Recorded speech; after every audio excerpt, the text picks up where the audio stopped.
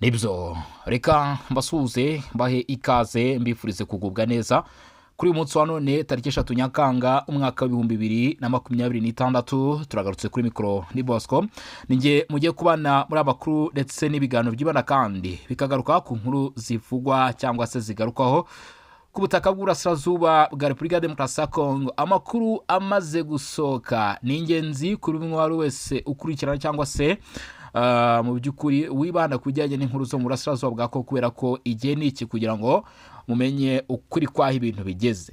Raporo zikomeje gusohoka, bamwe mu bayobozi bashaka kongera kubigenderamo bakaba bakwisanga mu murongo cyangwa se ku rutonde w'abafatirwa ibihano, ariko noneho sinzi niba bibaye ubugira kabiri byaba bikiri mu rwego rw'ibihano.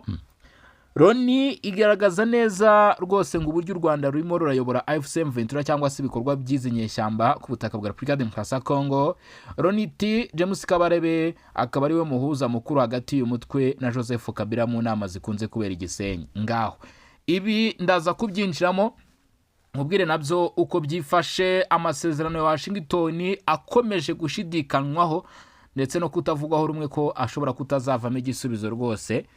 Ati Kigali nta gahunda ifite yo gukura ingabo zayo mu Burasirazuba bwa Kongo.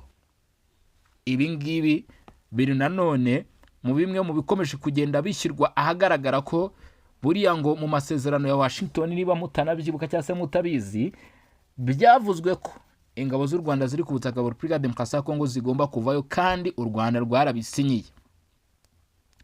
Repubulika Demokarasi ya Kongo nayo igasabwa guhagarika cyangwa se ku Cinege FDLR nayo irabisinyira.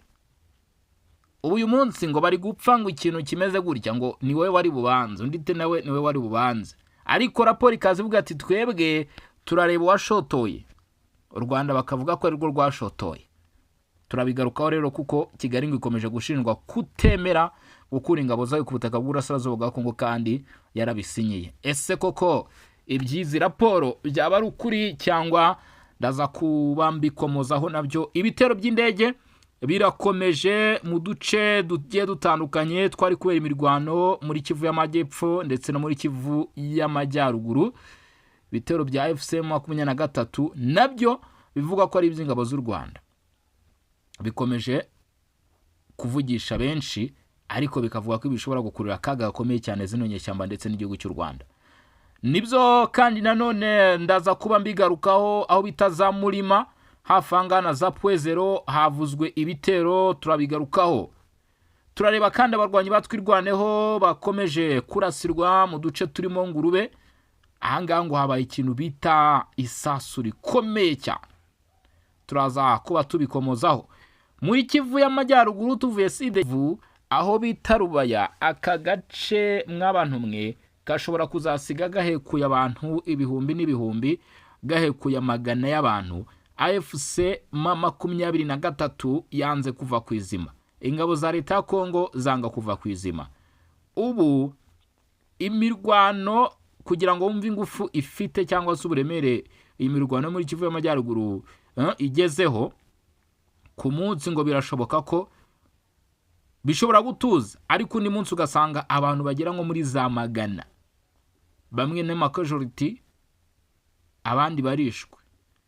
Ibyo rero bikaba byakomeje kugenda bivugwa cyane. Bravo ku ngabo z'u Burundi zikomeje kwigaragaza. Ingabo z'u Burundi bango uguhiga ubutwari muratabarana. FDNB yamaze kwiyubaka ku buryo bukomeye cyane kugeza ubwo kuri bivuga ko ibirindiro by'abarundi biri muri Kivu y'Amajyepfo n'ahangaza Pwezero hageze ikintu bita umusirikare w'umurundi uvuye ku mwitozo ukomeye cyane, ngo ndetse bari muri bamwe mu bigaragaje ku munsi w'ubwigenge ubwo Burundi bwizizaga nyine umunsi bwabone w'ubwigenge. Bamwe mu basirikare b'Uburundi mwabonye batyaye cyane bari kuri front line, ni bamwe ngo mu bashobora kuba cyangwa se mu bishoboka ko boherejwe cyangwa se bazamuwe mw'abantu mwe hano muri Kivu y'Amajyepfo kuza kurasa abo bitwa twirwaneho, kukurasira M23, kukurasira izo ngabo z'u Rwanda zivugwa aho ngaho nk'uko birimo kugenda bitangazwa. U Rwanda ruti turarengana, rukomeje guhakana ko rutarimo kugaragara cyangwa se rutigeze na rimwe n'umunsi wa rimwe rushyira ingabo zarwo ku butaka bw'uburasirazuba bwa Congo. Ndetse si ibyo gusa, rukavuga ko icyo bahora bavuga bati leta ya Congo yanze gusenya FDLR. Ibyo ngibyo byose ni bimwe mu byo ngiye kugarukaho kugeza kuri uyu munota. Bana natwe ukanda subscribe kuri Region Info, bana natwe ukanda subscribe kuri Rwanda Political, bana natwe ukanda like ku biganiro makuru tugera tukugezaho. Ibitekerezo byanyu, inyunganizi turabyakira muri comment, share kandi nanone n'umugisha. Like hejuru cyane, imitima muri comment, ubundi ukibanira natwe umunsi kundi. Mbere ko nerekeza Puezero n'andi mu bindi bice, reka mpere kuri aya makuru, kubera ko aya makuru ndizera ko mu by'ukuri mwese mwarimu yategereje muri benshi. Nibiri kuvuga ku ngabo z'u Rwanda RDF ndetse na bamwe mu bayobozi bo hejuru muri kino gisirikare bakomeje kugenda bavugwaho. Icyo navuga ko ari cases nyinshi cyane ibyo ngiye kuba nakomozaho mbere na mbere muri uyu mugoroba. Raporo nshya y'itsinda ry'impuguke z'umuryango w'abibumbye ku bibazo bya politike hano muri Repubulika Demokarasi ya Congo ndetse n'intambara yashyikirijwe perezida w'inama y'umutekano ya Loni, yagarutse ku ruhare rw'ingabo z'u Rwanda RDF, Rwanda Defense Force, mu kuyobora ndetse no kugenzura ibikorwa by'ihuriro AFC M23 ngo rikomeje kugenzura ibice binini byo mu ntara za Kivu y'Amajyaruguru na Kivu y'Amajyepfo mu burasirazuba bwa Repubulika Demokarasi ya Congo. Nk'uko raporo ibivuga, impuguke za Loni ngo zagaragaje ko kuva ku wa mbere Ukuboza 2025, iyo tuvuze Ukuboza ni ukwezi kwa 12, Perezida Paul Kagame w'u Rwanda ngo yashyizeho generali uri mu kiruhuko cy'izabukuru, nta wundi ni General Tad James Kabarebe nk'umujyanama mukuru mu by'umutekano n'igisirikare. Nyuma yaho ku itariki 29 Mutarama 2026 ngo yashyizeho Brigadier General Jean Paul Nyirabutama nk'umwungirije. Raporo ivuga ko Brigadier General Jean Paul Nyirabutama ngo yagize uruhare kandi akigira uruhare rutaziguye mu bikorwa bya gisirikare bikorwa mu burasirazuba bwa Congo, cyane cyane mu guhuza ibikorwa n'itumanaho hagati ya FCM 23 n'ubuyobozi bw'u Rwanda. James Kabarebe uri mu kiruhuko cy'izabukuru, we ngo niwe muhuza mukuru hagati y'ubuyobozi bwa FCM 23 na Joseph Kabila, aho inama zihuza impande zitandukanye zikunze kubera mu mujyi wa Gisenyi. Raporo igira iti iyoherezwa ry'ingabo za leta y'u Rwanda RDF ryakorwaga hakurikijwe urwego rw'imiyoborere rwari rutunganijwe neza, ruhuza ubuyobozi bukuru buri Kigali n'ubufatanye bwa gisirikare n'abayobozi ba M23 binyuze mu nzira z'itumanaho zinyuranye. General Vincent Nyakarundi, umugaba mukuru w'ingabo za RDF wafatiwe ibihano na Leta Zunze Ubumwe za Amerika muri 2026, niwe wari ushinzwe kugenzura ibikorwa bya gisirikare mu burasirazuba bwa Repubulika Demokarasi ya Congo. Uko niko inyandiko igaragara muri raporo, kimwe mu bice bikuye muri raporo ivuga mu magambo y'umwimerere. Iyi raporo kandi ivuga ko abasirikare bo mutwe wa gatatu, Brigade ya gatatu na Brigade ya kane ya RDF ngo boherejwe mu burasirazuba bwa Repubulika Demokarasi ya Congo. Umutwe wa gatatu wari uyobowe na Major General Eugene Nkubito, wakoreraga cyane mu ntara ya Kivu y'Amajyaruguru, ngo mu gihe umutwe wa kane wakoraga hanini muri Kivu y'Amajyepfo wari uyobowe na Brigadier General Vincent Gatama kugeza igihe yimuriwe muri Mozambique mu mpera za 2025. Raporo inagaragaza ko ngo uwo mutwe wa kane wari ugizwe n'umubare munini w'abasirikare b'inkeragutabara. Raporo ikomeza ivuga ko iyo mitwe yombi yaterwaga inkunga n'ingabo zidasanzwe Special Force zari ziyobowe na Brigadier General Stanislas Gashugi, nubwo abayobozi bakuru b'iyo mitwe bagumaga rwose mu Rwanda. Ngo abayobozi bamwe b'amabrigade bo bajyaga boherezwa rimwe na rimwe ariko muri Repubulika Demokarasi ya Congo. Abinjijwe muri FCM 23 ngo babajijwe n'itsinda ry'impuguke, bose ngo bemeje ko ingabo za RDF zari zihari, harimo n'ingabo zidasanzwe zagiraga uruhare mu mirwano ikomeye yo ku rugamba. Bivuga ngo Special Force bagiraga uruhare mu cyo bita Special Operation Force. Mu isesengura ryayo ku bibera ku rugamba, raporo ya Loni ivuga ko guverinoma y'u Rwanda ngo yakomeje gutanga amabwiriza ku turere tugomba gufatwa, kugenzurwa cyangwa se gusubizwamo ingabo ibintu impuguke zifata nk'ikimenyetso cy'uko AFC M23 igenzurwa mu buryo bwuzuye kandi ikorera munsi y'ubuyobozi bw'u Rwanda. Raporo kandi ivuga ko ku itariki 2 Mata 2026 itsinda ry'impuguke za Loni ryandikiye guverinoma y'u Rwanda risaba ibisobanuro ku ruhare rwayo mu gushyigikira AFC M23, ariko kugeza ubu rikaba ritarabona igisubizo. Uwahoze ari perezida wa Repubulika ya Demokarasi ya Kongo Joseph Kabila Kabange, abo bakorana ndetse n'abarwanashyaka be ngo bakomeje guhakana ibirego bibahuza n'umutwe wa AFC M23 ushyigikiwe n'u Rwanda kandi ugenzura ibice byinshi bya Kivu y'Amajyaruguru na Kivu y'Amajyepfo. Ngo ibirego byatumye afungirirwaho urubanza mu rukiko rukuru rwa gisirikare rwa Repubulika ya Demokarasi ya Kongo, aho yaje gukatirwa igihano cy'urupfu. Joseph Kabila nabo bakorana bavuga ko urwo rubanza rwari urwa politike. Bashinja Perezida Felix Tshisekedi kugerageza kumukura mu ruhando rwa politike kubera ko amufata nk'umunyapolitiki ukomeye utavuga rumwe n'ubutegetsi bwe. Iyi raporo nshya ya Loni ije mu gihe nubwo hari amasezerano ya Washington ndetse n'inama zitandukanye zo gusuzuma uko ashyirwa mu bikorwa, umutekano w'ibibazo by'ubutabazi mu burasirazuba bwa Repubulika ya Demokarasi ya Kongo bikomeje kuzamba. Haracyari kandi kutumvikana hagati ya Kinshasa na Kigali ku buryo buri ruhande rusobanura amasezerano ya Washington, bigatuma kuyashyira mu bikorwa bigorana nubwo hashize umwaka ashyizweho umukono ku rwego rw'abaminisitiri. Ni nako bimeze ku biganiro bya Doha biyobowe na leta ya Katari. Nubwo habaye ibyiciro byinshi by'ibiganiro, guverinoma ya Repubulika ya Demokarasi ya Kongo na AFC M23 bikomeje kunanirwa kumvikana ku bibazo by'ingenzi. Ibiganiro byabereye mu Busuwisi byari byitezweho gutanga icyizere gishya, ntibyatanze umusaruro wari witezwe. Amasezerano yahavukiye ntiyubahirijwe uko bikwiye, mu gihe umwuka mubi w'umutekano burasirazuba bwo hagati no wagize uruhare mu gutinza ibikorwa by'ubuhuza. Muri ibi bihe amajwi akomeje kuzamuka ku rwego rw'igihugu, urw'akarere ndetse n'urw'amahanga asaba impande zose kubahiriza ibyo ziyemeje mu nzira z'amahoro. Nyamara kugeza ubu uko guhamagara ntikuratanga umusaruro ufatika. Ikinyuranyo kiri hagati y'ibibera ku rugamba n'ibivugwa mu rwego rwa diplomasi kiracyari kinini, kuko buri ruhande rukomeje gusobanura amasezerano rushingiye ku nyungu zarwo, bigatuma ashyirwa mu bikorwa cyangwa se ishyirwa mu bikorwa ryayo rikomeza kuba ikibazo no kugorana. Ibyo ngibyo bikaba ari ibigarukwaho muri iyi raporo. Ntabwo bigarukiraho. Abagize itsinda ry'impuguke z'umuryango w'abibumbye rishinzwe gukurikirana ikibazo cyo muri Repubulika ya Demokarasi ya Kongo ryongerewe manda y'umwaka umwe n'inama y'umutekano ya Loni, ngo bagaragaje ko ibikorwa bya diplomasi byatangijwe hagamijwe gukemura ikibazo cy'umutekano muke mu burasirazuba bwa Kongo ndetse n'amakimbirane akomeje hagati ya Kinshasa na Kigali bitatanze umusaruro wari utegerejwe. Gahunda ihari ndabibutsa ko kwari ugukura ingabo rwose z'u Rwanda ku butaka bw'urasirazuba bwa Kongo, ngo ntibyakozwe. Guhagarika umutwe wa FDLR kuranirwa leta ya Kongo nabyo ngo ntibyakozwe.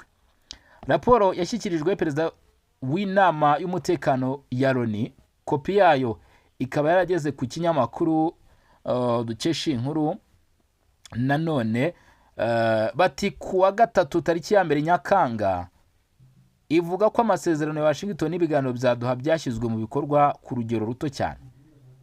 Nubwo hashize umwaka bitangijwe, impuguke kandi ngo zagaragaje ko icyemezo 2473 cyo mu 2025 cy'inama y'umutekano ya Loni ngo nacyo ngo ntabwo kigeze gishyirwa mu bikorwa nk'uko byari biteganyijwe. Iki cyemezo cyo mu 2025 nimero matricule 2773 ntabwo kigeze gishyirwa mu bikorwa. Raporo igira iti ibikorwa bya diplomasi byakozwe mu rwego rw'amasezerano ya Washington n'ibiganiro bya Doha byashyizwe mu bikorwa ku rugero ruto, kandi n'ibikorwa byo guhuza inzira zitandukanye z'ubuhuza ntibyigeze bitera imbere. Amasezerano yo guhagarika imirwano yagiye asinywa ntiyamaze igihe, kuko impande zose zakomeje kuyica no kugera ku mirwano. Ingingo zikuye mu cyemezo 2473 cy'inama y'umutekano nazo zagumye ku mapuro gusa, ntago zigeze ziva ku mapuro ngo zishyirwe mu bikorwa.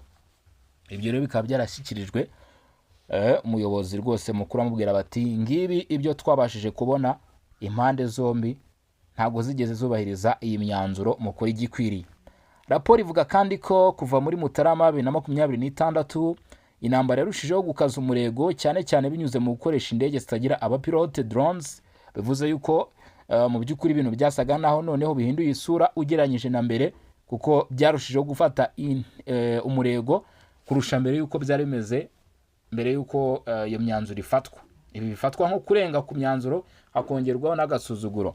Nk'uko impuguke zibitangaza, ibitero bya drone ngo byagabwe na AFC/M23 n'ingabo z'u Rwanda ngo byibasiye ikibuga cy'indege cya Bamboka kiri Kisangani mu ntara ya Chopo, ngo gifatwa nk'ingenzi kino kibuga cy'indege, ariko ntabwo byabujije ko kigabwaho ibitero.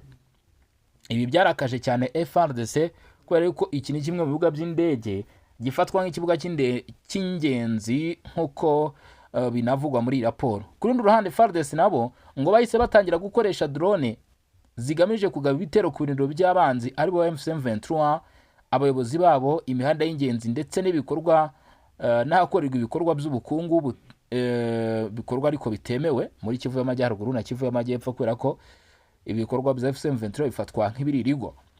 Bivuga ko ari mu bice bicukurwamo y'agaciro ndetse n'ahandi. Ku bijyanye no kubahiriza imyanzuro yari yarafashwe hagati y'impande zombi, ngo raporo yibutsa ko gahunda yari igamije kugabanya umwuka mubi hagati ya Repubulika ya Demokarasi ya Kongo n'u Rwanda yari ikubiyemo kubahiriza ubusugire n'ubwigenge bw'ibihugu, gukura ingabo z'u Rwanda mu bice byagenwe byo mu burasirazuba bwa Kongo, ibikorwa bya Kinshasa byo guca intege umutwe wa FDLR, kugabanya ikoreshwa rya drones mu ntambara ndetse no kurinda abaturage kandi hadakoreshejwe ivangura. Ibyo biri mu byagombaga gukorwa. Iyi gahunda ngo yanateganyaga ko igisirikare cy'u Rwanda aricyo RDF ndetse na AFC/M23 bagomba gukura abasirikare n'ibikoresho byabo mu bice bari barafashe, ndetse ko ngo u Rwanda rwashyira igitutu kuri AFC/M23 kugira ngo ihagarike ibitero yagabaga kuri FARDC. Impuguke zivuga ko ibi bishimangira ko u Rwanda rufite ubuyobozi n'ubugenzuzi kuri AFC/M23, ari nabyo twatangiye tuvugaho ko iyi raporo ivuga. Raporo ivuga ko ngo cyangwa se yagaragaje ababigiramo uruhare, ari nabo twagiye tugaruka mu gutangira, bavuga ko ngo bayobora ibyo bikorwa, bagaragaza inama z'ubuhuza aho zibera. Ibyo byose kugera kuri ingingo ngo bikaba mu by'ukuri rwose bigaragaza cyangwa se ari ikimenyetso ntakuka. Raporo ikomeza ivuga ko ngo gahunda yari yaragaragaje ibice bitandatu byo muri Kivu y'Amajyaruguru na Kivu y'Amajyepfo byakekwagamo ibikorwa bya FDLR. Impande zombi zari zumvikanye ko u Rwanda uzabanza gukora abasirikare n'ibikoresho byarwo muri Repubulika ya Demokarasi ya Kongo, hanyuma ibyo bice nabyo bigera kuri bitandatu byavuzwe ko bigaragaramo urwo ruhande nabyo agahita hatangira ibikorwa byo kugira iki byo kuzirwanya. Ubu rero bivuga ko ngo ibyo bitigeze byubahirizwa. Icyakora ngo ibyo bikorwa byari biteganyijwe gukorwa gusa nyuma y'uko ingabo z'u Rwanda zihagaritse imikoranire na AFC/M23 ndetse bagakura ibikorwa nyine bakora ku butaka bwa Kongo, hanyuma ibikorwa bindi nabyo bikaza nyuma. Ariko uyu munsi u Rwanda rukavuga ko atari uko bimeze. Leta ya Kongo ariyo yakabaye yarabanje gukora ibyo bikorwa.